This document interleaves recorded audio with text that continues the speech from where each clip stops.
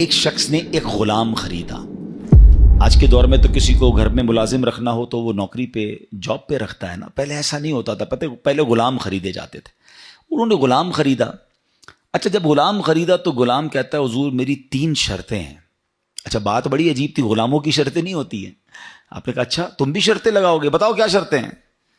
تو کہتا ہے حضور پہلی شرط تو یہ ہے کہ آپ مجھے فرض نماز کے وقت منع نہیں کریں گے، نماز پڑھنے دیں گے۔ اچھا، وہ آقا بھی دیندار تھا، نیک آدمی تھا، کہتا ہے ٹھیک ہے مسلمان ہوں، نماز سے کیوں روکوں گا، اوکے۔ کہتا دوسری شرط یہ ہے کہ دن میں جو چاہے کام لے لیں، رات مجھے آپ چھوڑ دیں گے۔ کہا ٹھیک ہے مجھے کام دن میں لینا، میں بھی رات آرام کرتا ہوں، تم بھی رات آرام کرنا۔ کہتا تیسری شرط یہ ہے کہ آپ مجھے اپنے گھر میں کوئی بھی ایک الگ سے کمرہ دے دیں گے تاکہ میں سیپریٹ رہوں۔ تو کہا ٹھیک ہے، میں نے بھی یہ سوچا تھا گھر میں بہت سارے کمرے ہیں، غلام کا کمرہ ہوتا ہے تو میں کمرہ دے دوں گا۔ شرطیں کوئی مشکل تھی نہیں، آقا نے ایکسیپٹ کر لی۔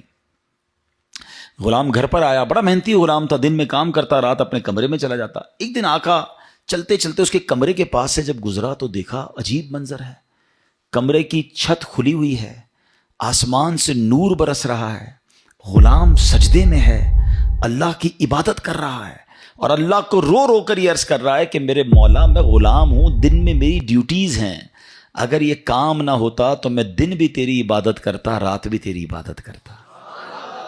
آقا بڑا حیران ہوا کہ یہ میرا غلام کیا چیز ہے، ایسی عبادت، ایسا نور اور ایسی گفتگو۔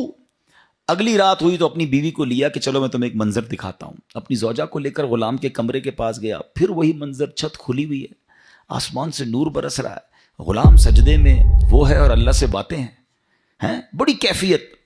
جب یہ منظر دیکھا تو وہ میاں بیوی بھی آنسو بہانے لگے، وہ بھی رونے لگے کہ یہ کیسا غلام ہے۔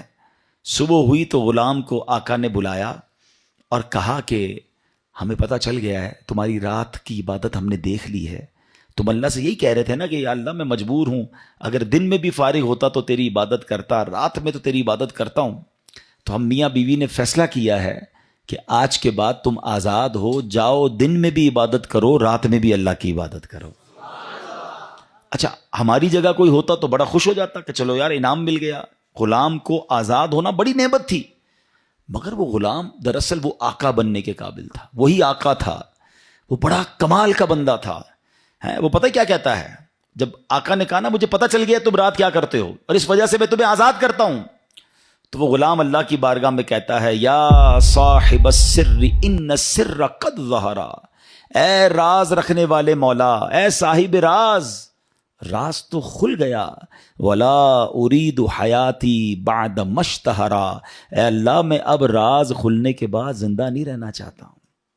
اور یہ کہا اور اس کی روح نکل گئی، اس زمین پہ باڈی آتی ہے اور وہ انتقال کر جاتا ہے۔ اس غلام کی عبادت لوگوں کو پتہ چل گئی ہے، اس کا راز کھل گیا۔ وہ کہتا ہے مولا اب جینا نہیں ہے، میں تو عبادت تیرے لیے کرتا تھا نا، میں جانتا تھا مالک تو جانتا تھا، اب تو لوگوں کو پتہ چل گیا۔ اب بتائیں ہمارا کیا حال ہے؟ ہم تو عبادت بہت سارے لوگ کرتے ہی اس لیے کہ لوگوں کو پتہ چل جائے، وہ اس لیے کر رہا ہے کہ رب دیکھے اور کوئی نہ دیکھے، اور ہماری اکثریت ان کاموں میں لگی ہوئی ہے کہ دنیا دیکھے میں نے کیا کیا ہے۔ نیکی کر دریا میں ڈال، بچپن میں سنتے تھے، اب نیکی کر سوشل میڈیا پہ ڈال، جو کرنا ہے لوگوں کو بتانا ہے، جو نیکی ہے سب کو بتانا ہے۔ اپنے دل سے پوچھو نا کیوں جی چاہتا ہے کہ میری نیکیاں لوگوں کو پتہ چلیں۔